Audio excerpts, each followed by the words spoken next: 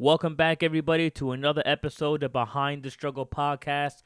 I'm your host, CEO, and today I am joined by not one, not two, not three, but four special guests. We have one returning guest, JP, and we have three new guests, Steven, Tracy, and Sam. Everyone, please introduce yourselves to the audience. Okay, allow me to introduce myself. My name is Jean Paul, aka Mains Inc. Like Chris said, this is like my fourth time doing a podcast with him, and I'm retired, city job, and what I do for work now is I do a lot of illustration work. So that's it. All right. My name is Steve Neverson.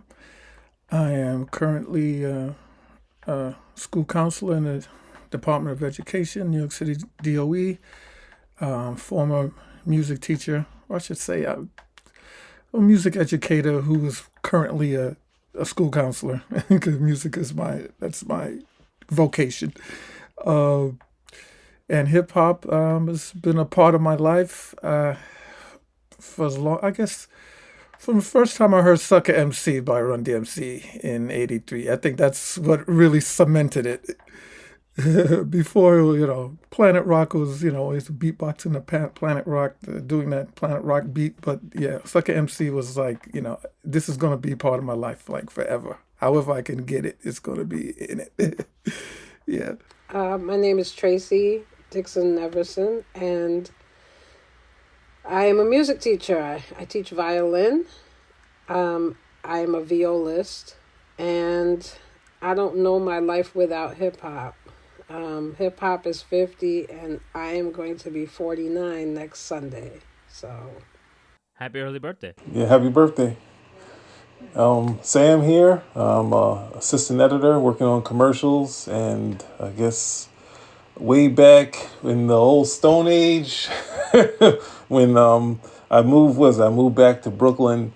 I mean, my family was doing band stuff, but they were making speakers in the 70s for the parties that were going on. So I didn't really know much about music. But when I moved back to Brooklyn around in '79, I went to the first block party, and that whole experience of the block party and hip hop and all that was just like as a small kid, it was just like amazing. And from there, it was just like you pick up the music from the with some radios walking around town until you're like, I could tape this. In '85, I'm taping every every weekend. So it's like, so yeah, that was the start of it. And I also struggled when a lot of stuff got played out. So I was just like, no, this thing don't let Rock Him. It didn't get played out. Nothing can get played out. But you can't say that out loud as you get ranked on. So yeah, so it's been a long time for me. Sorry for going this long on it. No, it's all good. I appreciate it, and it's crazy, right? Because I feel like those block parties definitely must have been an experience. I mean, you don't see any of that today, like at all. So definitely a different time. But thank you once again, everybody, for joining me tonight. And basically, the topic of discussion that I want to pick everybody brains on is are Latinos a guest in the house of hip hop? Now, the only reason I asked this question, aside from me being part Latino myself, is recently, we all know the artist Fat Joe. He was promoting his book a couple months ago called The Book of Jose. And in the book, he was basically describing his life, how he found Big Pun, him growing up in the Bronx. And, as we do today in the woke society or culture that we live in, I guess people had a problem with him using the N word because they were like, oh, he's a light skinned guy with green eyes, who said he gets to use the N word? Like, what the heck? And he basically had to come out and explain that, like, yo, I grew up in the Bronx, like, that's what everybody called me. That was just like my normal, like, vernacular. That was just the way everybody talked to one another. And then, of course, things then escalated as these things do to the next step to when then people basically start saying, Latinos are a guest in the house of hip hop. So like they kind of need to like watch themselves because, at the end of the day, it's black music and they're guests. And now look, I wasn't around during that time, and that's no disrespect to anybody. I was born in '86, so I came in 13 years too late, and you know, I can't speak to things that I wasn't there for, but I've always liked to speak with people who might have been or had more knowledge or information about that era than I would. Because me, as someone who's, Haitian and Hispanic, I'm not going to front and say like it didn't bother me, by saying like, man, like, so we're considered like guests now. So I'm just curious. I want to see what your guys' thoughts are on that based on, what happened with Fat Joe. Mm, mm. You hear me? Well, I'll let Tracy go Mm. first. Ladies first.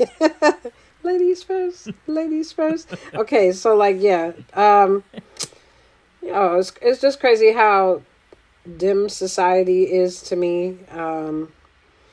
Puerto Ricans, and I'm being specific because at that time it was Puerto Ricans that were involved because we didn't have the Dominican population over here in full yet. Yo, these are black people. Okay, their great grandmother, their grandmother, great grandmother, great great grandmother, great great great grandmother is an African woman. All right, and those that know. You see it in the food. You see it in the religion. You see it in the hair. You see it in the different skin tones. And it's colonization that whitewashes everything. That global racism that whitewashes everything. Fat Joe didn't have to explain himself. It's pathetic that he had to explain himself. It's his heritage. Yeah, I would only add that the crazy part about it is Fat Joe is a part of what the digging in the crates. So you got like these legendary people like Lord Finesse Yep. and Big L and Showbiz and AG. Like you have these guys that are like veterans, and it's like you get to this point, it's like, now wait a second, we need to pull your card and see if you're actually like how long he's on Video Music Box before he had a record, Right. like doing a freestyle on there, like a promo freestyle thing, and it's like, who is this guy? And what's that video? Ralph McDaniels would play that promo over and over, like I almost knew it verbatim back then. So it's like, he's already been co-signed, and if you needed a co-sign, but I don't think he did. But then people no one really goes back too much, as far as just wake up one day and say, hey, Fat Joe, why are you doing this? So we need to know what your credentials are, and it's like, come on, this is a little too much here. He's got too much time in the game to be questioning that part. And the actual, Puerto Rican people in general, like the whole music of growing up in the New York City area. And there's so much parts to hip hop that connected within different boroughs. Obviously the Bronx first, but then, there's already music and partying going all around in the other boroughs, and it all kind of coming together. So, it's just crazy to me. So, yeah. It's funny how people these days, anything that's past 5 or 10 years, they don't go beyond that. Whatever's in recent memory is that, that's law and that's history to them, no one, a lot of people don't bother to take the time to read and to go back and search things before they shoot off at their lip these days. So it's interesting how this phenomenon has got to this point. I mean, I remember even without even doing a lot of research, just from time when we were kids, I guess from Sam and the rest of us, even in the 80s, you had the Fat Boys, Prince Marky D. He was Puerto Rican from Brooklyn. But from day one, all the different elements of the culture, from b-boying, to tagging or bombing, a lot of Latinos were heavily into those parts of the culture.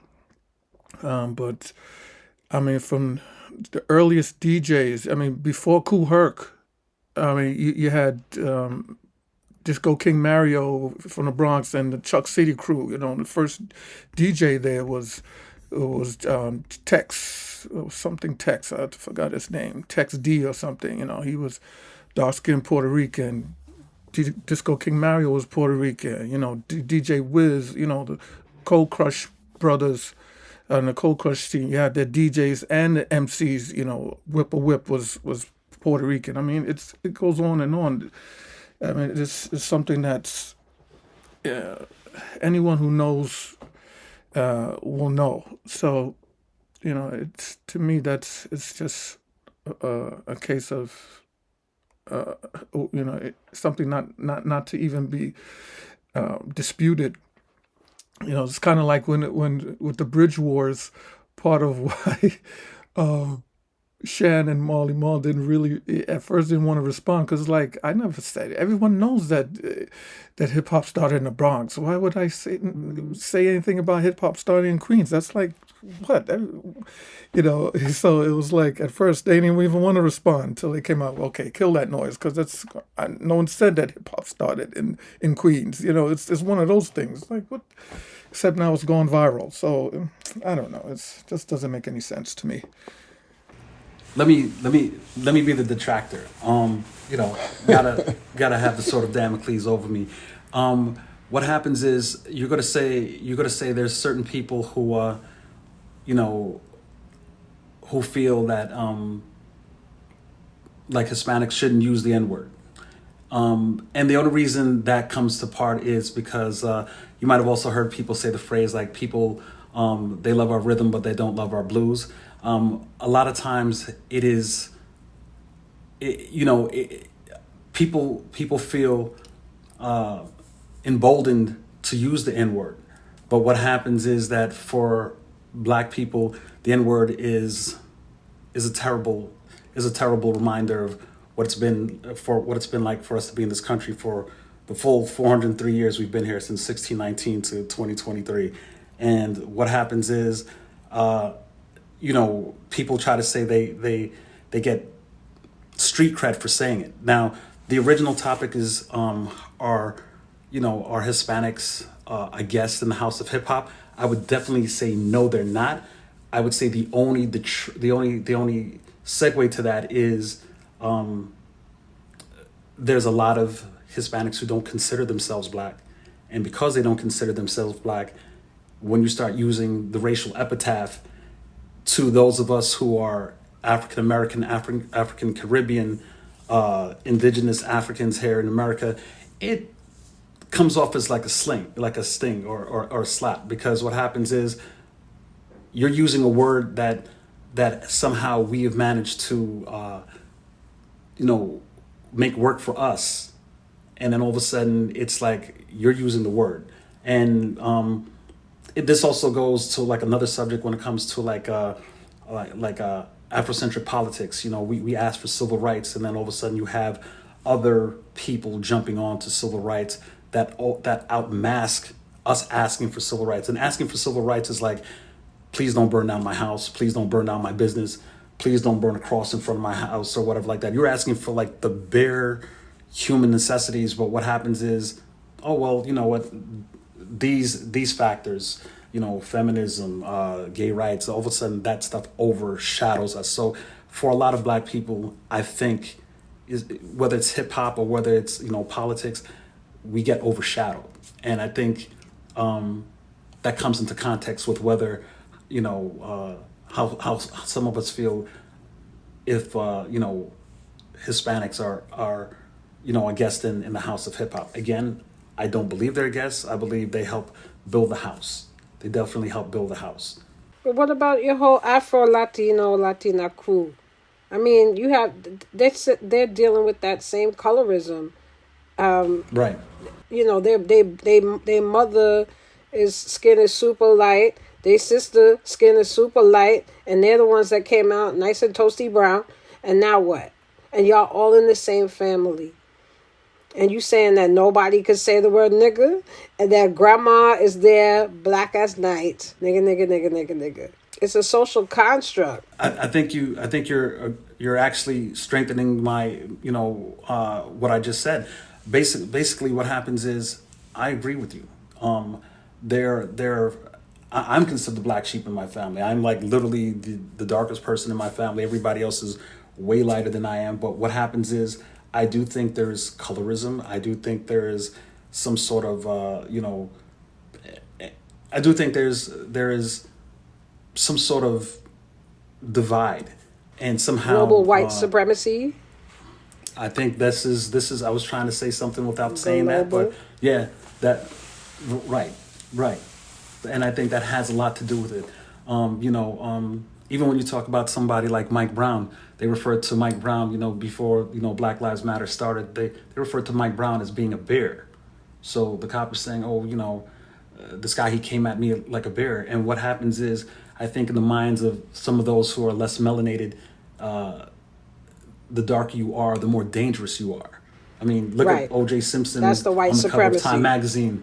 Yeah, like he's more dangerous because what happens is, when you look at him on the cover of Time magazine, initially they darkened his skin color, and then all of a sudden, when people started questioning the actual photographer's photography versus what was on top of the magazine, all of a sudden they issued an apology, because what happens is, visually we've been taught that dark skin is Bad. Is bad. We got black. Yeah. Well, I think that's all that psychological bullshit, like that brainwashing. Because I know for me, when I was in SVA going to college, and I'm not like super dark skinned, I'm guess what you would call light skin or high yellow. And for me, I remember taking an acting class, and there was a lot of foreign exchange students, people that were not from the country, a lot of white kids. And we were in an acting class, and I remember the acting teacher basically said, as an acting exercise, for everybody to walk up to one another and basically be honest and tell people your first impression of said person when you saw them. And I will tell you, every single white and Asian person literally said to me, "Oh, I thought you were going to stab me. I thought you were going to rob me. I thought you were going to beat me up." Madness. Because I dress, I guess, a little bit more quote-unquote urban, And that's that psychological thing, right? Yep. Because that's what they do. They try to, like, dark skin is bad. Dark skin is evil. But if you look at, like, the history of just how America was built, and even around the world, black people don't have a history of violence. Right. It's white people. Mm-hmm. Yeah. They're going, pillaging, raping, taking over, and like enslaving people, So it's that psychological thing where, oh, you see black skin, you got to think the worst. You got to be scared. I mean, you see it all the time. Like, they do it in movies. Like, I remember that movie Crash, where it was Sandra Bullock and Brendan Fraser, and I think Ludacris and them were walking towards them, and she clutched her purse, but she didn't want to seem like she was being racist by walking across the street because she saw two black guys. And that whole movie played on just, like, racial stereotypes, but it's that same thing where, like, psychologically, even people of the same race may feel that about the very same people. Like, oh my God. You know what happens? My background is law enforcement, but what you'll see is this. As you get older, and let's say you are a person of color and you do live in an urban environment, and let's say you are, back in the days, you used to hang out in front of your building. So it's a group of 5 people. You're not doing anything. You're talking loud, smoking cigarettes, whatever. Maybe you're drinking or whatever. You're not really doing anything bad. Fast forward 20 years, and now you're getting close to middle age. You're in your, 40s, going into your 50s, or you're in your 50s, and all of a sudden, same set of dudes standing outside the building. But what happens is, now you're feeling like a certain type of ambivalence based on the fact that you're no longer that young. You're no longer part of that young crowd. You're not that. You're now more like, I just want to get home. I don't want people to be in front of my house. I just want to walk in. I want to, I don't want to see people standing there, because after years of being indoctrinated into what we see on TV and stuff like that, you start believing the hype, and the thing about it is there's also the reverse, in which, hey, listen, there are some guys who are standing out in front of your building who mean you no harm, and then there's some guys who actually are. So it's kind of difficult. It's kind of difficult. I feel like that's a very law enforcement mind. It could be. Yeah. Like your job. It sounds like it because we're teachers. I feel like as a teacher, when I see the kids out there, I'm just like, oh, it's a bunch of kids hanging out. But to me, their faces just look so very young. They look like my students. And I'm just like, oh, y'all not doing anything. You're just hanging out. But I think it's because we work with them all the time that, you know what I'm saying, versus... That's a difference. But like this, if you work with someone all the time, there's familiarity. Yes. So what happens is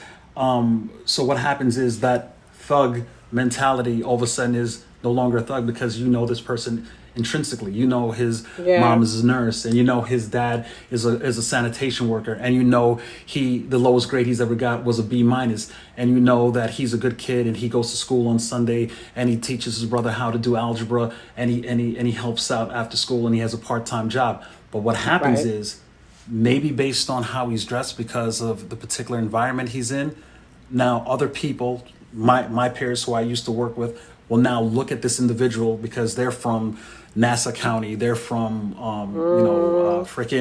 Orange County, they're from Rockland County. They're looking at this individual like, oh my God, he might do something because he's wearing a hoodie.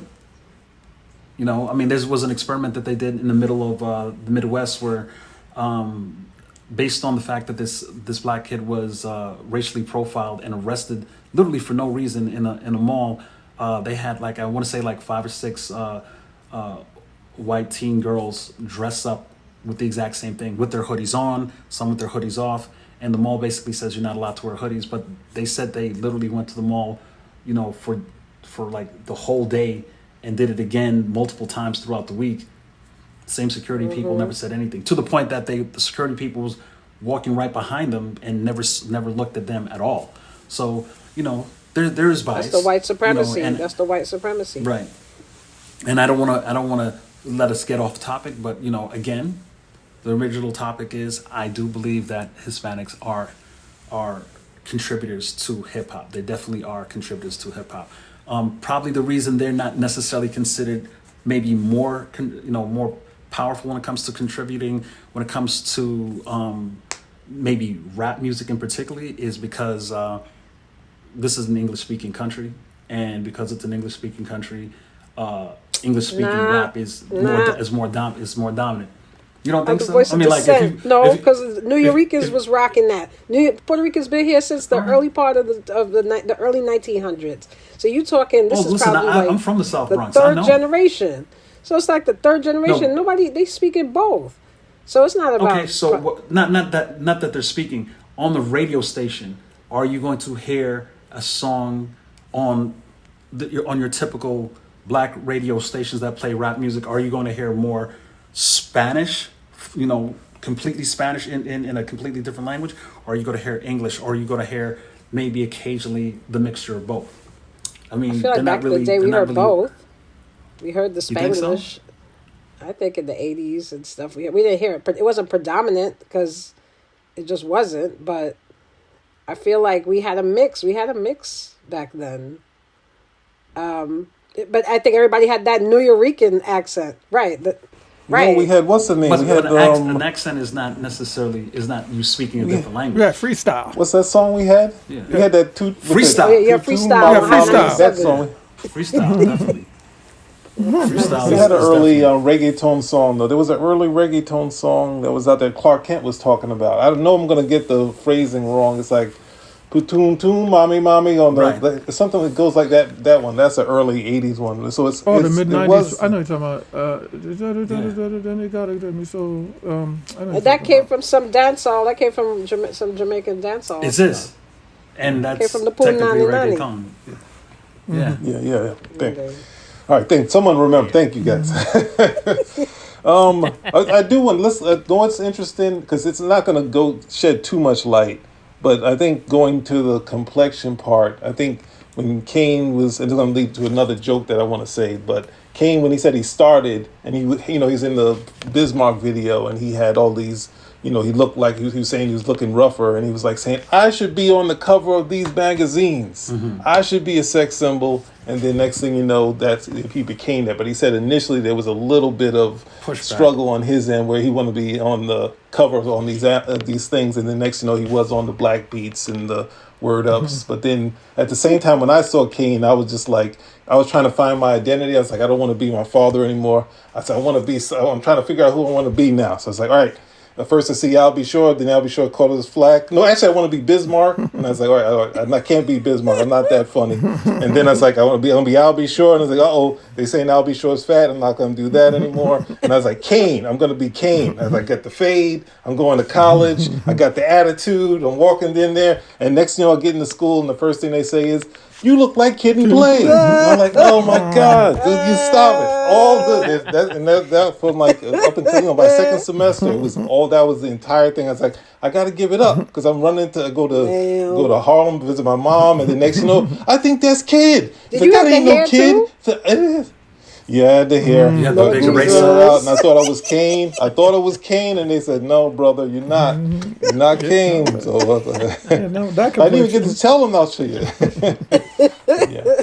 Well, I actually want to touch on a couple of things. One, because I definitely like touching back on it. It's definitely like psychological in more ways than one. Because I even hearing what you were saying, JP, and even you, Tracy, just on how the difference in how you guys would view that group of people hanging out on the corner or in front of a storefront, right?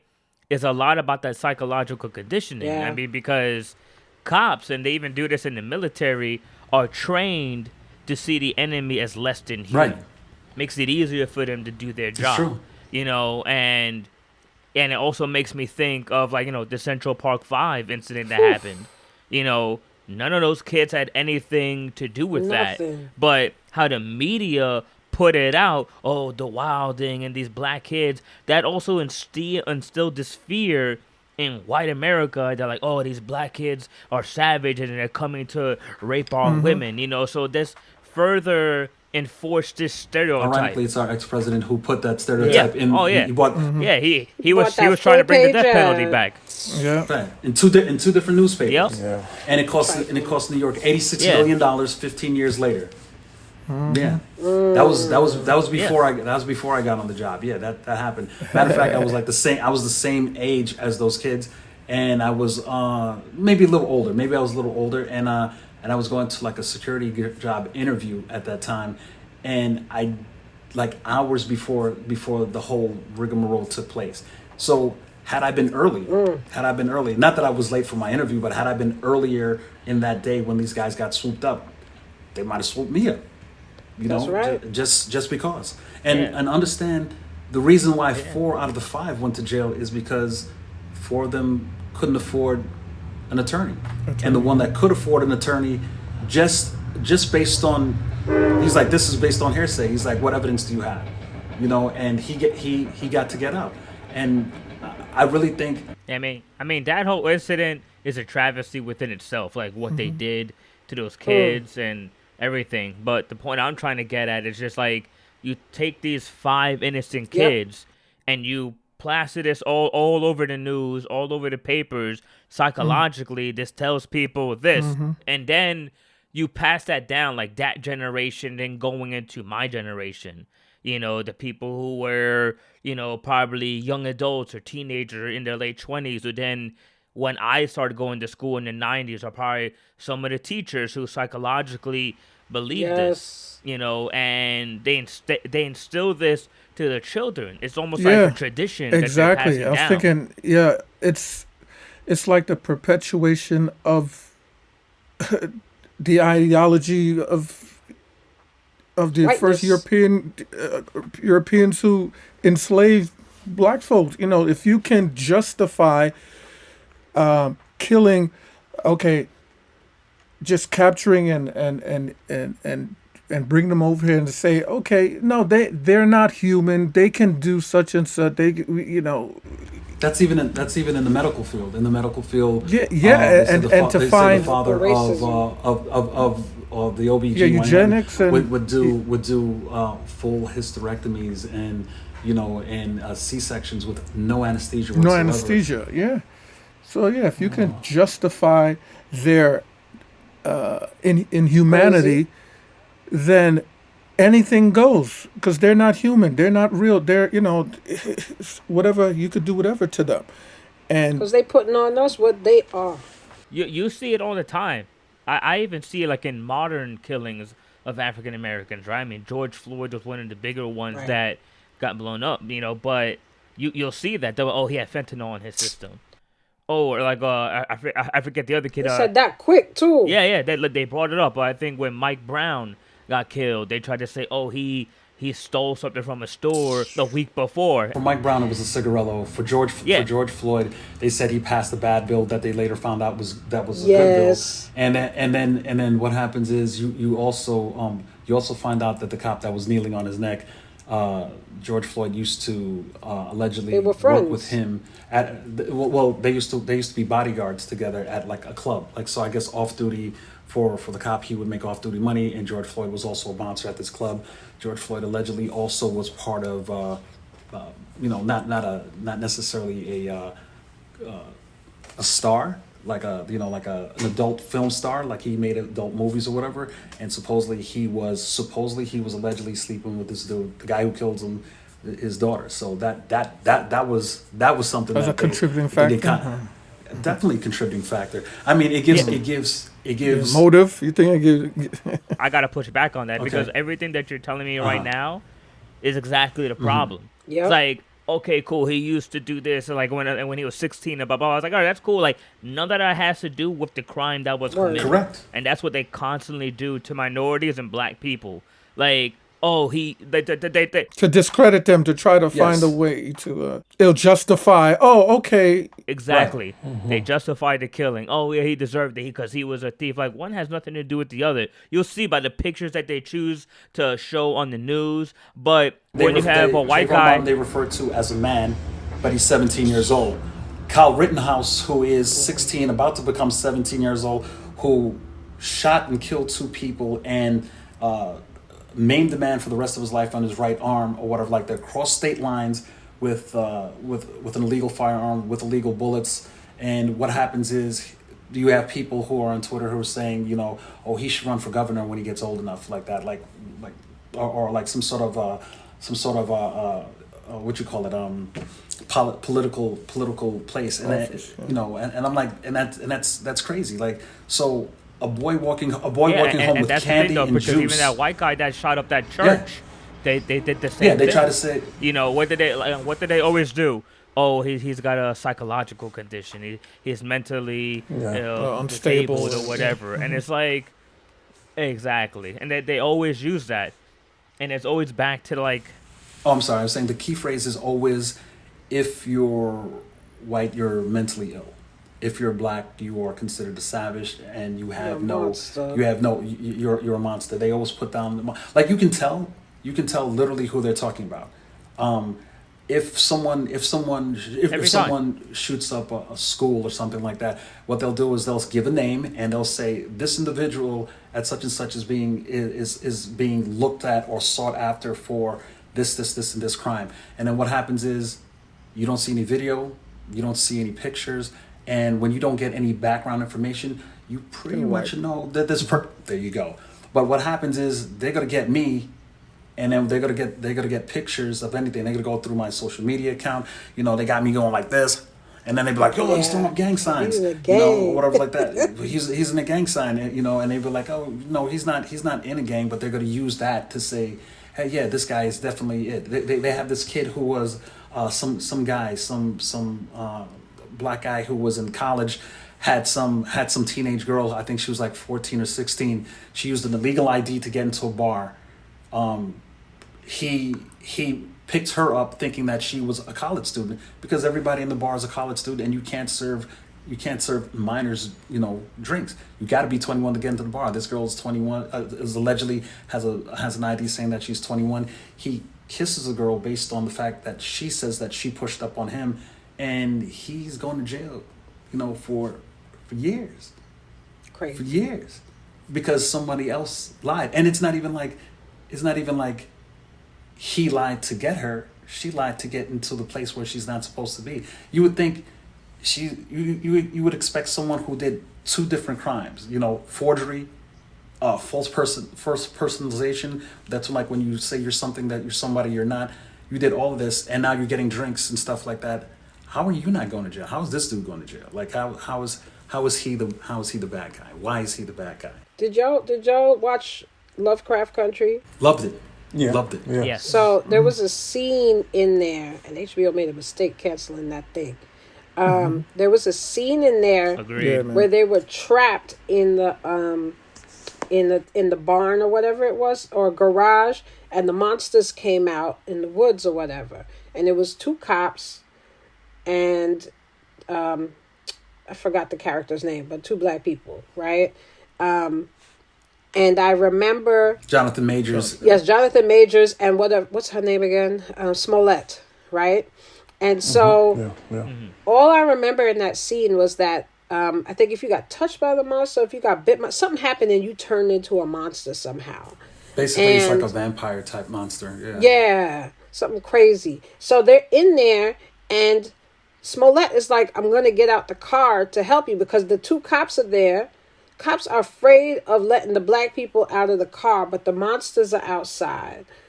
And then Smollett is like, I'm going to help you. I'm going to help you. Then the cop's partner turns into a monster, and he has to kill his partner. He kills his partner. He's still scared of the black people. Of course. The black course. people ultimately save him. The black people ultimately deal with the monster and they save him. But the fact of the matter is that his own partner turned into a monster. He killed his partner, and he was still scared of the black people. Did you know notice at the end of that episode that they were in a sundown town? Yes. And they had a certain amount of time to leave the town before they were killed. got And dark. in a sundown town during Jim Crow law, the Jim Crow era, you were allowed to be murdered by whites and or the police if you were Yep. caught Yeah. outside and it was dark outside. After dark. Yep. But expanding on what you were saying, Tracy, it's true. I mean, because you see it right there. Like, there's an actual monster. real. Like an actual monster, an actual creature. Actual creature. And you're like, oh no, I'm still scared. Yeah, and I'm still scared. I'm still scared of black guys. Like, I'm still scared of really, black though? people. And that's kind of going back to what I was saying. Like, because even when you look at these people, they say they were murdered and it was what the crime was justified. They'll bring up stuff that has nothing to do with it. Like they'll be like, oh yeah, Jamal, he never had a father figure in the home, and it's like, what that have to do with him getting killed in the Right. street? But this is all this psychological bullshit that they do in order to make things justified, and Stephen, also want to touch on what you were talking about earlier, where like people don't even do their research like beyond 5 to 10 years. And that's completely true because we now live in this day and age of like cancel culture where people use things that you did in the past against your present self, Yeah. not realizing that people are multifaceted and we grow and we change. Right. I mean, if you look at hip hop, there are certain words and terms that were being thrown around in the 70s, 80s, and 90s that you can't even say now. Right.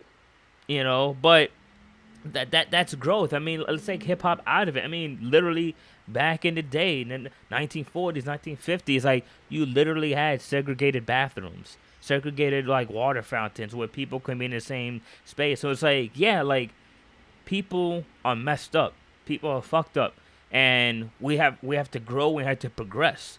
But this cancel culture thing, like I feel like it's kind of gotten out of hand, and now they're like attacking people, like we said, like Fat Joe, like, oh well, you can't say the N word, like Hispanics are a guest in the house of hip hop, and it's just like, and I try to understand that like objectively because I get it. I mean, just as JP has stated before, there's generational trauma within black people in America because being brought Globally. over here as slaves, Globally. yeah, for 403 years, and so now hip hop is undoubtedly black music. So when they feel other people are trying to come in and claim the culture, I understand this need to feel to protect it, because it's almost like you feel everything else has already been taken from you. Yeah, but if you don't know, if you can't see the intricacies of, I mean, it's in the hair, it's in the food, it's in the. I mean, there's just so much that it to me it's just that normality of whiteness, and whiteness is the standard, and people are getting it so twisted because they can't even see it. You know, you have Asians that get their eyes widened, right? Yeah. They try to get rid of the shape of their eyes because they're holding their beauty standard to whiteness. Right. Like Just like when you watch gets- regular Japanese anime, Japanese anime, Right. you have characters with blonde hair, and they're technically not white; they're Japanese, and your traditional Japanese person is not putting blonde hair in their head. At least they're maybe if they're like a musician or something, fine or whatever Right. like that. But culturally, they tend to be very xenophobic, and but what happens is they marketed a brand towards Europeans, and it just Yep. it just took off. The eyes are drawn all big and round, and then it has a toxic femininity that goes with it.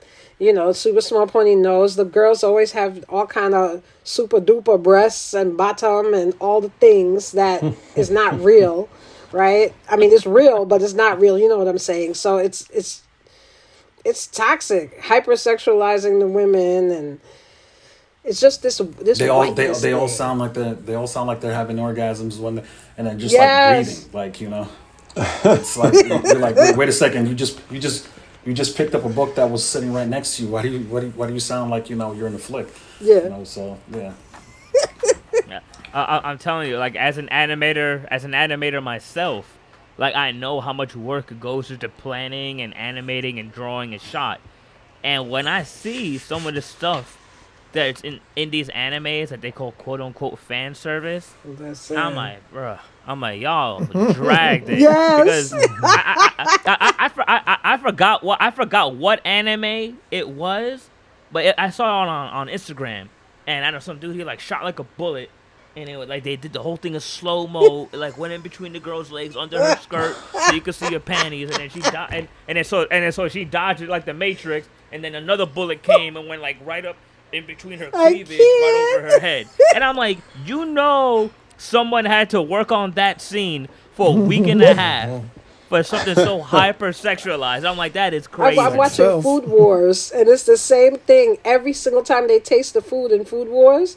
It's a whole like orgasmic scene, like on some next. I'm like, what the, bad. But I'm stuck watching it. I like watching it. What happens is there's certain auditory stimuli that triggers you. Like for instance, a baby's cry is made at such a pitch that when people hear it, they automatically want to tend to the baby. Whatever. If a baby's cry sounded more like grandma taking a nap, the kid would probably starve to death. But that noise, that high pitched squeal, you'd be like, I gotta do something right now. I gotta do something right now. So it's I guess it's the same thing with the anime. Everybody's got like why, like bro, Lord. what are you doing, and it is hypersexualized. I recently watched a Yeah. Japanese anime.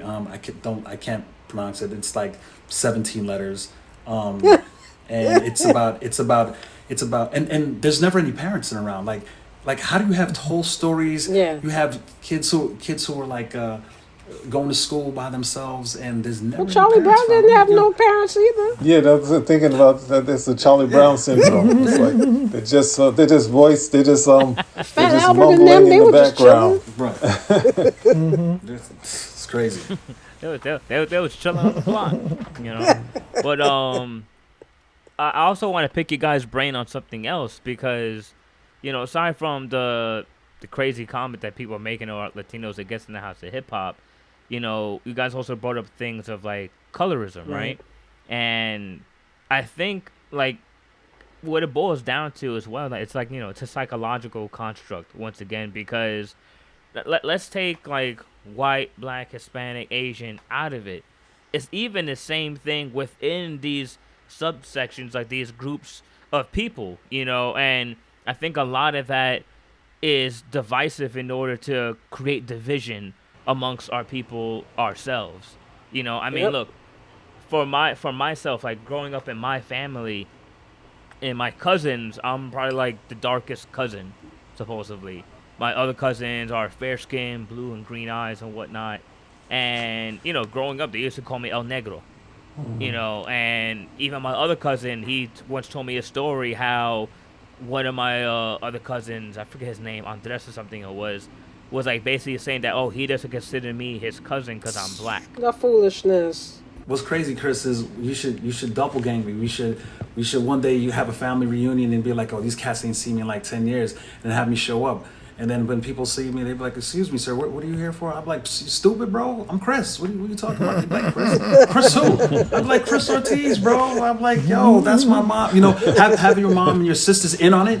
Have your mom and sisters in on it and stuff like that. Have your brother and stuff like that in on it. But then, and your cousin in on it. But then the other cousins who've never seen you for like years. And then I just show up and they be like, yo, he's real black. That's it. And I sit in the corner with a CEO shirt and a hoodie on and just be like this and sit in the back like that, looking at people when they walk past like that. And freak them all out. They have your family call the cops on me and be like, "Yo, bro, This. he's our cousin, but he's scaring me. He's got to go." They go to your mom and they be like, "Tell your son he's got to go." It's this whole thing of like this division, like once again, like they're trying to like it's like doing it like in hip hop. Yep. It's outside of hip hop. It's within the races itself. Yep. It's within the religion. It's within the politics. Everywhere. Like you're exactly what team you're in. It's to further like divide us. So I want to hear your guys' thoughts on this as well. Like, do you think like I'm onto something or crazy, but like seeing this like this on such a big No, you're level? With the completely on colorism, point. as far as in hip hop in general, I'm trying to think about it. I think you're completely on point. You're seeing correctly. Your eyes are clean.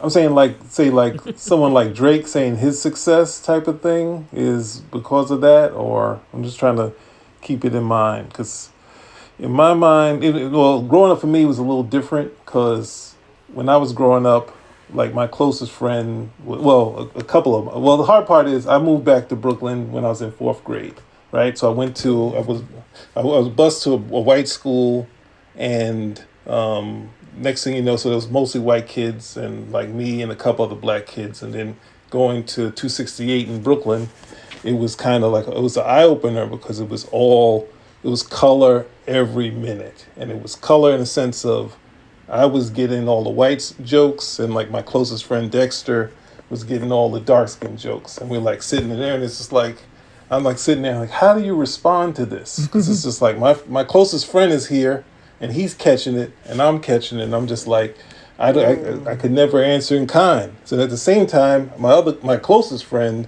well, I had two close friends, one who passed was named Glenn Williams, and my other friend Xavier, who Dennis also knows. And like he was on the other end where he just got like from an early age, like the girls just loved him. Mm-hmm. And it's just like no matter what place you put him in, he went towards the fast life, and like he was in a gang and all that stuff. And then when he visited me in Jersey, when we moved to Jersey, it was like we went to the pool, we're hanging out with these guys in the neighborhood. We snuck into the pool late. Dennis was there with us. Lord. Dennis is at my house too, and then we come back to our house, and they see Xavier, who's dark skinned. They're like, "Hey, you work out? Come hang out with us." And he went with these people I'd never hung out with, these other white guys, and he said, "Oh yeah, we were working out," and then they were saying, "Oh, you black dudes, you guys get all muscular, you this, that, and the other." It's like he had a whole separate thing, but he was a very personable person, so like that experience of always being around him and being like, there's no groupie love. Mm-hmm. Like we just hanging out with him, and he's like, oh, they think he's Bobby Brown, mm-hmm. and like there's no groupie love. So that's kind of my early experience of that. And it's not until college where they were like, there was more interest towards me, and so I was at least more outgoing at that point. And then at some point, someone could turn to me and say, "Oh, this she don't talk about." Oh, because that's because she only likes like white guys. I was like, "What?" And then I start arguing back. No, dude, you can't talk to me like that. That sort of thing. So I just had that little bit of different experience, but I can see it in the sense of maybe sort of like Drake, but it feels like at least in the golden age, which I always go to the '80s, like the golden age. You have like outside of LL, yeah, the Kumo D, Big Daddy Kane, who are like the, you know, or sex symbols along with LL. They were like kind of the guys. So nowadays it's kind of tough because you have like, you know, Drake. I don't know You too much keep of the saying music Drake. You keep these saying days. Drake, but Drake. The one thing I remember of Drake is that he was always in an industry. He was always in the entertainment industry. He was an actor before he even did this rapping thing. Degrassi. And he was on the TV show Degrassi called because I used Degrassi. Well, to watch some Degrassi. I'm trying to keep the thing open. I'm trying to keep the lane open for if that's the case because I feel that's the you. only one I can remember. And Because So we talking I about think just that personality thing and Drake, I think his line of work is what made him kind of Malcolm Gladwell-ish. You know, you're at the time and the place, you know, where you are, and he was already working in entertainment industry. So to segue into music industry, I feel like it's the same people. You know, I think, different I mean, industries, but the same people. I don't know too much about Drake, but from what I understand, like his father is in that same area that like Lil Wayne and like his crew was in or whatever. So I guess he, yeah, was raised in Canada, but what happens is he would go down south, and what happens is he would have money from his TV series or whatever like that. And I think just like you said, Tracy, it was an easy segue for him to go into, like just very very easy to go into. And what happens is I guess he had a talent, he had a skill, and I think he was a quick mimic. And I think the reason why Drake is, hanging off what Samuel was saying, the reason why Drake is so famous is because, unlike most rappers, he doesn't come out with a regular album, then a sophomore album. What happens is he keeps making albums over and over, and then what happens is as soon as that song starts to get like, oh man, I'm tired of that song. Oh, you got a brand new song, and now that song's on a Sprite commercial. Okay, now, oh man, now he's got a song with Lil Wayne. Oh, now he's got a song with Birdman. Oh, now he's got a song with this person. Oh, now he's got a song with this person. And then even look at like Chris Brown. Him and Chris Brown had a beef. These dudes made one of the best songs I've ever heard. And they make fun of each other in the song. Like, Chris Brown is known for his ability to dance real well. And then what happens is you got Drake, who can't dance at all, talking to Chris Brown, talking about like, yeah, I'm going to have a dance battle with you. And you got Drake's people saying like his camp is like, nah, bro, no, not this dude. Anybody else, you don't want to dance against Chris Brown.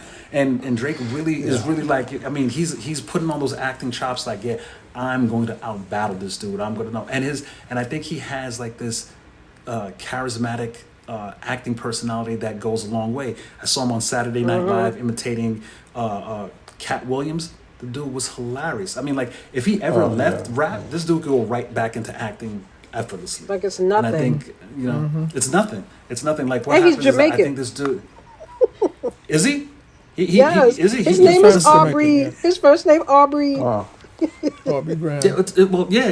Listen, it doesn't surprise me. I mean, maybe his father is, or somebody from his past is from the islands or whatever like that, and he's like, I guess he's kind of like a Barack, he's white mom, black father. Clarify, are we talking about colorism in society at large or in hip hop? What is the question? What was the question? I think just in general, like I think we're talking about colorism as a form of like how can I say this? I guess psychological tactic in order to create division Oh yeah. just amongst like the people in general. I personally don't think it's used to cause division. It was more of a response to You know you something gotta come that was upstairs to go to already bed with me there. later.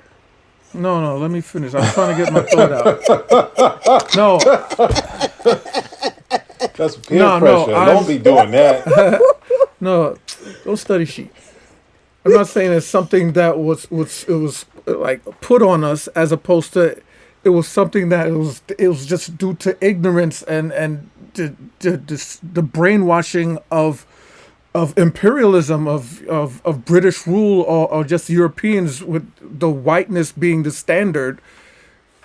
So light, bright, and then damn near white. You got more privilege. Those who are whiter got more privilege. So it's like something that for some people who are who didn't know better, it's something that they aspired to, and so it was that phenomenon was there as a vestige of slavery and white supremacy, and you saw benefits to those who were lighter,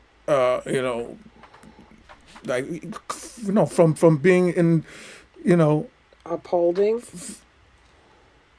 from those who were even in the house slaves versus field slaves. They got a little more privileges. And a lot of them were lighter. So and it was that was always our dichotomy, that W.E. Du Bois versus Booker T, and and colorism played a lot into that, and on a lot of different levels. You still see it around today, even in a lot of the movies, especially in you see it in them Tyler Perry movies. It's just it's always a theme in some form or fashion of whether they're acknowledging it or not. So the lighter skinned actors, the villain is the darker skinned actor, or to the You point see it in hip hop with the to the women. point where it's a joke to a light skin, a beige rage, because you're light skin, you can't be you ain't rough, you ain't tough, so they make fun of him saying beige rage. So it's meaning that if you're a darker skinned person, that is the archetype of a thug, or, so of the villain. So lighter is like, what you doing? You ain't tough.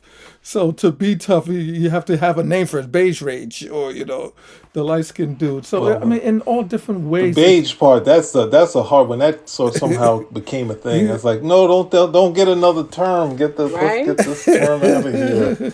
No, we don't need I would that. agree with Stephen. I think there is some sort of there definitely is colorism.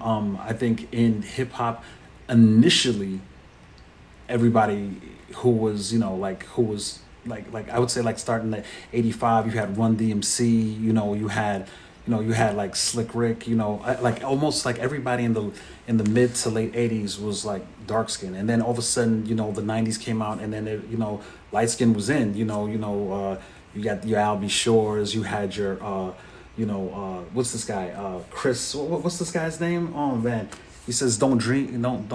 Don't wake me. I'm dreaming." You had Christopher Christopher Williams. Williams. You saying Williams. Christopher Now you Williams? talking R&B. No. You crossing genres Well, no, here, but because Albie no, Shore. not really. What I'm saying, R&B. is hip hop and Wait, now, hip hop and R&B. now wait a second. I'm going to correct I you think on the it's the Albie Shore. opposite, though, I'm going to correct you on bro, Albie actually. Shore. Yeah? I'm going to correct you on Albie Shore. He Yeah. got chased out of the what's the name, the New Edition tour, because he couldn't dance. Yeah. I Bobby was Brown, the about New that. Edition, they chased him out of there.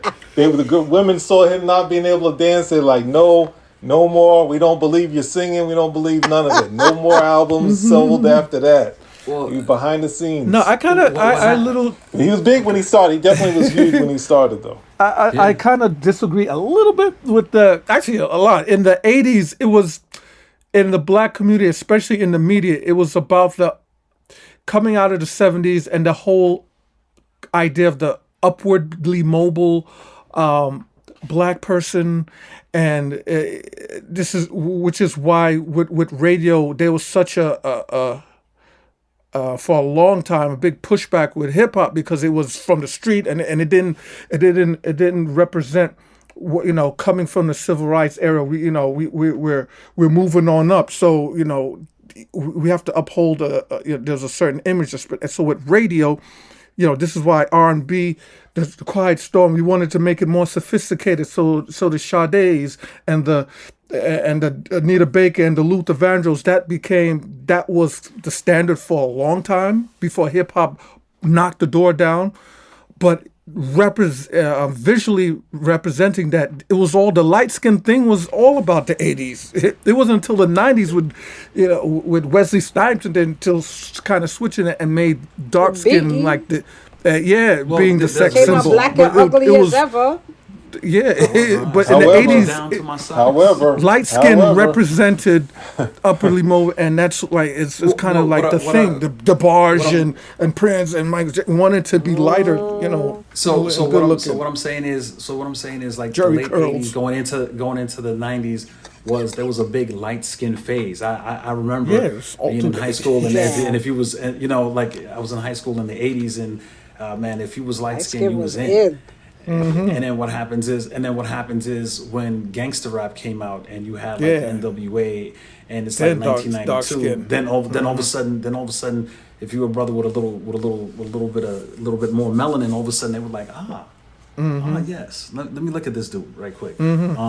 So that's why I said I agreed with you. I also agree that I also believe that when it comes to colorism, or maybe this is not necessarily colorism, we as people of color don't necessarily own our own platform when it comes to music.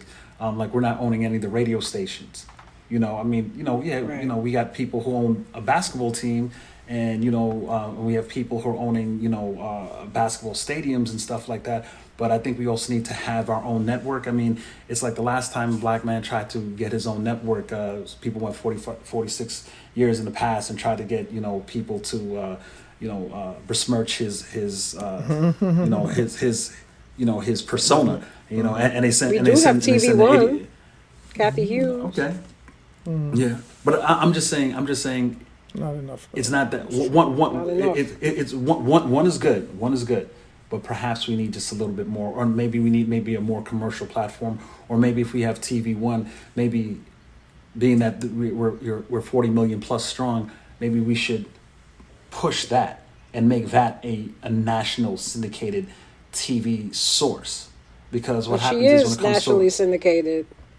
no, I mean like make it as big as say NBC, CBS, ABC, like that. I mean, when you get your cable channels, you got Optimum or you got Verizon, and they're looking at you, that's not necessarily the first channel that you're looking for. Most people are looking for like HBO Right. or whatever like that. I'm saying because there's 40 plus million of us, we could literally push that envelope and make it a great. I mean, 1 million people listening to a radio show makes that a number one radio show. 40 million people listening to that radio show is going to make it the most popular radio station that's ever existed. That's all I'm saying. We have the numbers. We have the numbers to do it. And I think I also think that we should have other sources. We should also have like maybe we should buy like newspapers. I know they're black newspapers. I know there's like the Amsterdam News in Harlem and stuff like that. But we need like national syndicated papers. Yes, I know there are other national syndicated newspapers. But imagine something like the like the Wall Street Journal, but it's like a black version of the Wall Street Journal. Something Right. where news that doesn't necessarily go on the regular CNN and We have CNBC Black Enterprise. and like, right. I'm just saying we should have more, or at least or have that pushed more. Just push more like that, and I think that would change the dynamic. And also, with Mr. Steven, when he was talking about colorism too, nowadays when you watch these commercials, my wife is always telling me, because I don't notice it, or I haven't noticed it, but you always see a black male with a biracial or white female in these commercials, Always. or whatever like that. So and I know I'm sure Tracy, I'm sure you as a black woman, you probably see that and notice that like immediately. That probably pops off the screen immediately, and like and I think that's a form of colorism too. Always. You got the Amber, I mean, you got the even just- Abercrombie Fitch-looking kids, and Yeah, they're racially ambiguous and right. yeah. Yeah. So we know this But- firsthand. Tracy's brother, our nieces and nephew. Part of the reason why they get so many modeling gigs is Modeling. because they're biracial. They're biracial. They're like So racially ambiguous, so it looks it's like That's- you that's can't the tell. thing. Like one of my brother's daughters, she blew up in the UAE, because her Okay. grandfather is her grandfather was Egyptian. Egyptian. So then she, whatever her traits are, it translated really well over there. But then the other two kids, they're United States, but it's very racially ambiguous because their mom is Egyptian and white, and then my brother, Right. Brother man. So it's just all of that stuff. But that colorism piece, I want to talk about that with hip hop.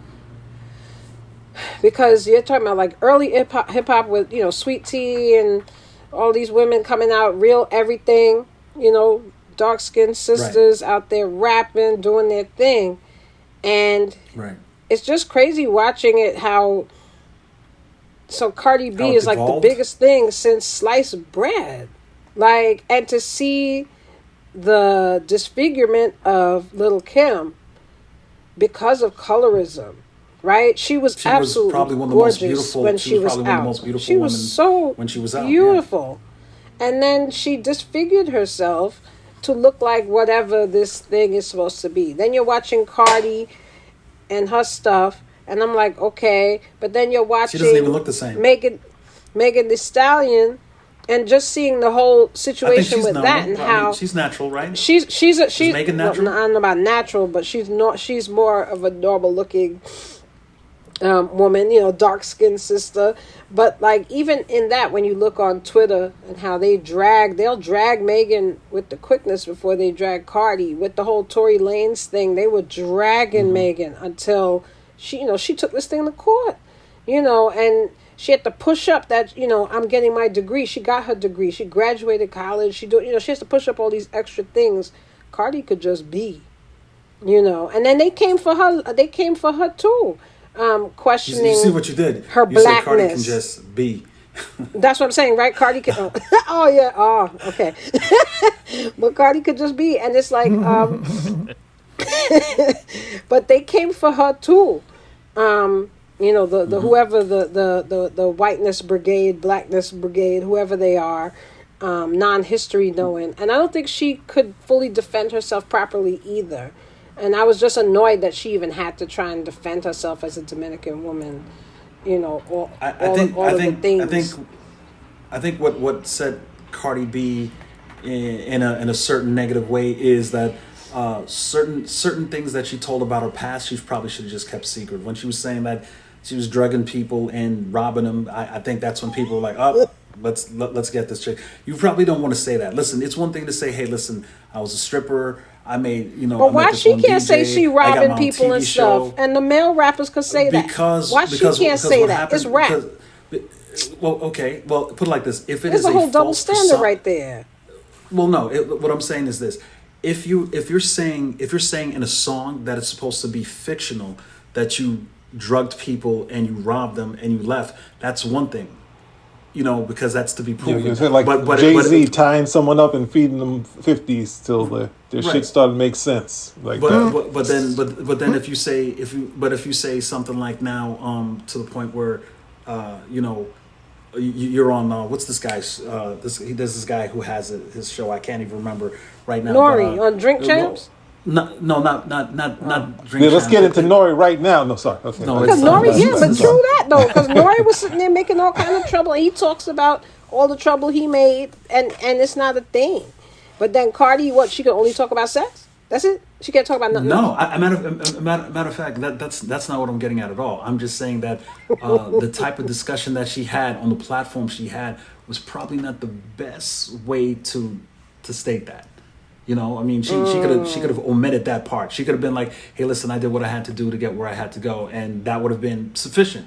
But stating how she did it, what she was doing. But these guys out there say that I sold drugs and I did this and I killed people in my community. They say it and they don't get penalized for it. Well, look what this mayor is doing. It's a black female mayor. It's down south. I don't remember exactly what state she's in. But she's using people's own words to prosecute people and put them in jail for years. Like she's giving them, she's using. If you're saying that you did some stuff on a record and it matches a crime pattern that they have, you're going to jail. That's what they're doing. I get that, but I'm just saying the double standard still exists. I think that people don't expect. It's like women cursing. right? Like back in the day, a woman saying fuck is a problem, right? A woman saying that same word now is not a problem. Yet it's still being upheld. Like there are people out there that are like, oh, women aren't supposed to curse and women aren't supposed to. I mean, it's out there. There's a friend of mine who recently told me this happened to her last year. She lives in Texas now. She's from the South Bronx. She said another colleague of hers, she's a principal at a school. She owns a school. This man, she had a meeting with him, and he's like some sort of principal or something too. He said, your husband let you go outside without pantyhose on? He was dead serious. This happened last year. She was just staring at him like, what, is this for real? Did my husband let me go outside without pantyhose? Like what the? You do realize that Texas is one of the states in 50 states that still wants to secede from the United States. From the United States, they always have. They want to. They're taking away. They don't want CRT to be taught. They're making it so that if a woman is pregnant even if she was physically assaulted, they don't want her to get rid of the baby unless the baby's injured. If the baby's injured and there's no way you can save it, then they're like, okay, we'll abort the baby or whatever like that. You do realize that Texas is one of the states Texas is a mess. It's its own classification of people, and and they're not used to. Oh well, before we get off topic on Texas and stuff, I want to touch on two things. Tracy, I do agree with you. I definitely think there is that double standard there. But to double back on the colorism thing, you guys were also talking about how they have these racially ambiguous like children. Like, you guys ever notice with like when it comes to like film, you ever notice like Will Smith? Whoever his significant other is in any movie, it's never a black woman. Oh, it's somebody who's racially ambiguous or Hispanic. Except I Am Legend, he had a black wife. Enemy of the State was Regina King. Regina King, right? Regina Hall. I Am Legend. Yeah. I Am Legend, his wife was white. I Am Legend. Yeah. That's the only one, right? Independence Day. He had what's her name? Yeah, this chick, Vivica Fox. Oh yeah, yes. Right. Yeah, that's right. But of course, she was a stripper. Yeah, that was taking care of her son. That was wrong. And then he saved. But like this, you don't save the world, and you save the world, and all you can, and all they could afford you is a stripper, bro. Like like you couldn't find like someone with like a Harvard law degree or something like that, but somebody shaking their ass on a pole. It is what it is, And then the other thing I want to touch on with the colorism, because Steven, you were saying something that I thought was, it kind of crossed my mind, which I thought was really interesting, because you were saying how like darkness is like looked at a certain way, and like whiteness is like it's seen to be like pure or whatever, right? And it got me thinking like, well, and correct me if I'm wrong, that sounds like biblical, like when you're talking about the Bible, like when they talk about Satan, what did they say? The army of darkness, like like in the shadows. And then when you talk about the angels in heaven, it's like I am the light, like white with the robes and everything, and it's like everything's all like not in the shadows. And in the Bible, skin like brass, hair like wool was God. Oh, Revelations 14. That's Jesus. Jesus is described as a black man. Yeah. But my point to that, because I'm familiar with these scriptures, is that I think a lot of it also, because the thing I've noticed like with religion a lot of times is that people will put their culture on it, onto their religious beliefs at times. And I think when you take a group of people and you take away their religion from them, and then you take out certain segments of the Bible to then basically how can I say it? Manipulate it.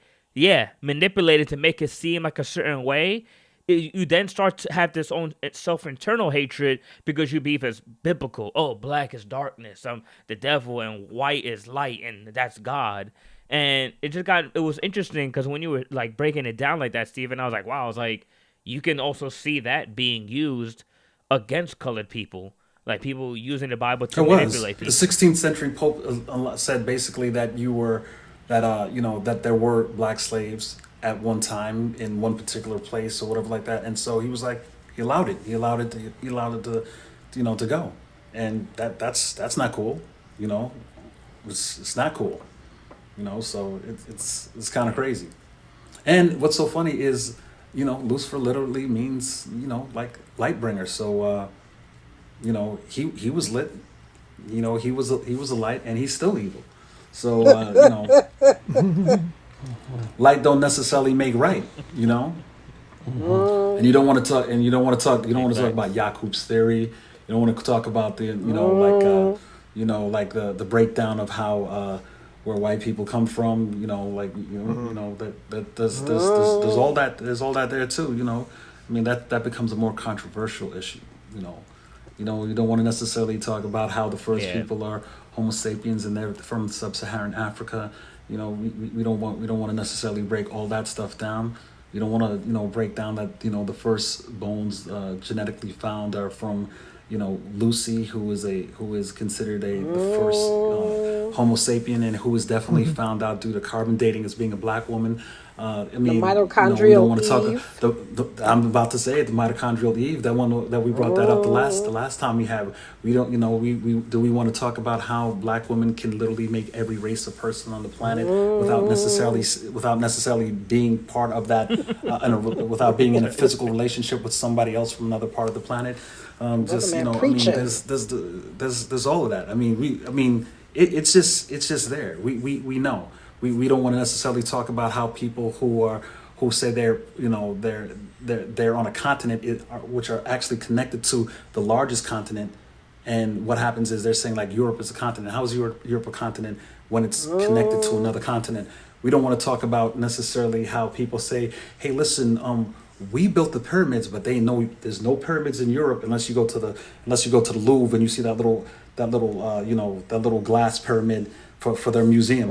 We know that in Egypt, regular temperature, in a summer day is like 110. Europeans went to Europe to build pyramids, and there's no pyramids in Europe. We don't want to talk about that. We don't. You just saying. You just saying. I'm just saying. We don't want to talk. We don't want to talk about. We don't want to talk about Shem, Ham, and Japhet in the Bible. We don't want to talk. We don't want to make. We don't want to mention that who the Shemites are, who the original Israelites are, who Kanye was talking about before. That's what we talked about before. I'm just saying. I'm just saying. We know that the Ashkenazi are from the. Saying a whole lot. We know that the Ashkenazi are considered. They're considered Japhites, right? They're considered actual Gentiles, and they're not, and they're not actual Jews. We know that. We know that they started this Jewish nation. What was it in 1849 or something like that? We don't want to talk about that. We want to talk. We don't want to talk about how that goes. Business. I mean, yes. We don't want to talk about how in 1945 they leave the area that where they have World War II, and they go to Palestine, and now Palestine is this little tiny country and Israel is this huge country, when it was literally the opposite way around. That's like me coming to your house and I say, can I use your bathroom? And you'd be like, sure, it's over there. And then what happens is I end up putting you in your closet because it's not my house. I like your house. That. We like your house. We like everything in it. Matter of fact, we taking your whole neighborhood. How about that? You got asked the old school squatters' rights. We squat and we stay. We don't want to talk. We don't want to talk. We don't want to. JP, say it one more time. JP, say it one more time. We don't want to. We don't want to talk. We don't want to talk about how like, okay, in World War II you got Germany, you got Italy, and you got the Japanese, but the only people bombed was the Japanese. Like we don't want to talk about that. I'm just saying. It's just it just seems like the way how he went on that rant. Like, I don't know, in my mind, I pictured it. No, I pictured like somebody, like a cop coming by, just to like, oh, like, just letting you know your tail light ain't working. And it's like, I need to search the car, and then he just starts reading the whole book. I'm just saying, like, law 152. But I'm just saying. Oh, you want to know what else? I'm just saying. It's just like, all right, bro, we got you. Like, you know your shit. To actually be able to search a vehicle. Turning the booklet, it's saying To be able to search a vehicle, you need what's called like you need to have like an open view. Open here we view. go. I know about what I'm talking about. Open view, maybe I'm just open saying. view. you don't want to get caught by you. No, I see an open container. Guilty. I see a weapon, that's brandished in the back seat of the car. Now I don't have to ask permission to search a vehicle because I have open view. Like for instance, what you should do, like if cops come to your door or whatever and they ask to come in and they don't have a warrant, you don't have to open the door. You just leave it there, I mean, unless they're there for like a call, like if they have a legitimate call, they'd be like, well, what's the call? It's a noise complaint. Okay, but you want us to turn on the music? Okay, you don't necessarily have to make contact. It has to be subjective. I hear like somebody sound like they're beating up somebody in the back room. Now they have, they have the ability to gain entrance. But but but you can't knock on somebody's door and just say, hey, listen, you know what? Do you have Chris Ortiz in the house? And I'd be like, no, Chris Ortiz is not here. And they'd be like, oh, we want to search the house. You'd be like, all right, first thing you do is like, get that warrant, boss. Get that warrant. And then just leave the door. That's it. Just leave. Don't answer anything like that. That's it. You can't come in without the warrant. Well, before we go too far on I'm just saying. Rant with the cops and whatnot, yeah. Does anybody else have any final thoughts or comments that they want to make before I wrap everything up? I will say, what was it when you guys brought up the commercials? Since I work in commercials and seeing the eclectic cast that they put in these commercials now, but then being on the other side of the camera and seeing the creatives and it being basically white people and saying we're just going to color code it, put different races, culture in this thing, and it's just the white men and women in these groups making this. And I guess you could kind of say that's how a lot of people feel that happened to hip hop, whereas we had this, we had all this positivity, militants, all the stuff. So all the stuff that's happening now is in the same music in the late 80s and 90s. But then at the same time, there's a feeling like the record companies kind of started to tailor music, even if it's not even just color, but saying going more towards gangster type of stuff and saying, well, this is what's selling, this is what's connecting with the white kids. Let's kind of get all of this. I kind of feel like this sort of the behind the scenes is also the issue, not really the community itself, but more so the behind the scenes of the record companies kind of tailoring what they want to see, that sort of thing. Do we bring out the kind of negativity, the kind of dark stuff like I don't know, maybe like Illuminati type situation running the record scene? There's like possibly 5 things that one must do so that they can be wealthy and maintain a self of semblance of wealth and beauty and fame. You have I don't know, you have maybe having same sex, you having someone in your family has to disappear all of a sudden, no longer lives. You have to do the whole dress up as in a different custom. Back in the days we called it drag. You have the selling of one's soul, you have the drinking one's blood, you have I'm just saying, behind the whole Balenciaga thing that's going on, or the whole Disney, what's on the third tier under Disney, where those missing kids that go, that's in Disney World or whatever like that. Why is Balenciaga now forming with Disney? Now that they're firing a whole bunch of people or whatever like that, because we know what happens. The whole Epstein. That's a whole entire rabbit hole. I'm just saying. Are you trying to say that you saying that Jay-Z is going that way? You saying he's Illuminati? Listen, I didn't say nothing. Those have been circulating for forever. I'm not saying nothing that Illuminati sign that he throws up. I'm just saying that's Yo, JP, I'm just saying. I said if you ever decide to start your own podcast, I think that's what I'm you should just call saying. it. That's I'm right. I'm just saying. Just saying, you know. saying right there. That's it. You know. That's it. Tracy and Steven, you guys have any final comments or thoughts that you want to add? Global white supremacy. That's my final thought. Global white supremacy. Don't get it twisted. It's everywhere. It's insidious. It's disgusting. They are the scam. And that's the end of the story. They are the scam, not us. There it is. Feel like white supremacy for 400, please.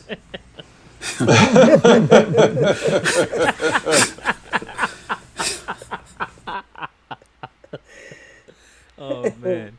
Well, once again, I just want to say thank you guys for being a part of this episode. I really appreciate you guys' input and knowledge on this topic. And I guess, we're all in agreement that Latinos are not a guest in the house of hip hop. They've been there since the beginning, and all this other stuff going on. It's kind of crazy. It's just the stupid woke culture getting way out of hand. But with that said, do you guys have any links or things that you're working on that you want to plug, or where people can follow you and your work or support you guys? Now it's time to let them know. My IG is TDixnev, TDixnev. I just put whatever and anything on there. So, complete artist I am. Sam Caesar on Instagram with underscore in between it. Yeah, never underscore son and number 1. Okay, IG. And I'm kind of currently working on a little something, a little series of It's not kinda. a little series of children's, a young readers' books on the history of hip hop. Some different elements. So I'm Oh, trying wow. to put something together. So He's not trying Yeah. and it's not kinda. He's doing the thing. He's just modest. Very. Mr. Neverson, let me know if you need an illustrator. okay, I'm kind of working with someone, but I might need. Who knows? Let me know. I need it. Yeah. So this is where this might. is where I throw my plug in. You can check out my artwork at www.mainsink, and that's spelled MAINSINK .art, and that's a website. Mainsink again, MAINSINK. At Twitter, at TikTok, and also at Instagram. So it's spelled the same way, at MAINSINK. That's what it is. He's just saying, y'all. He's just letting y'all know. I'm just saying. He's just saying. But with that said, everybody else want to say thank you once again. I hope you have a great day, or evening or afternoon, whatever time you're listening to this. I'm your host, CEO. You can follow all my media material at thisisceo.com. You can find my film there, my music videos, my clothing line, my albums on all streaming platforms. And we appreciate your support, and we'll catch you guys on the next episode.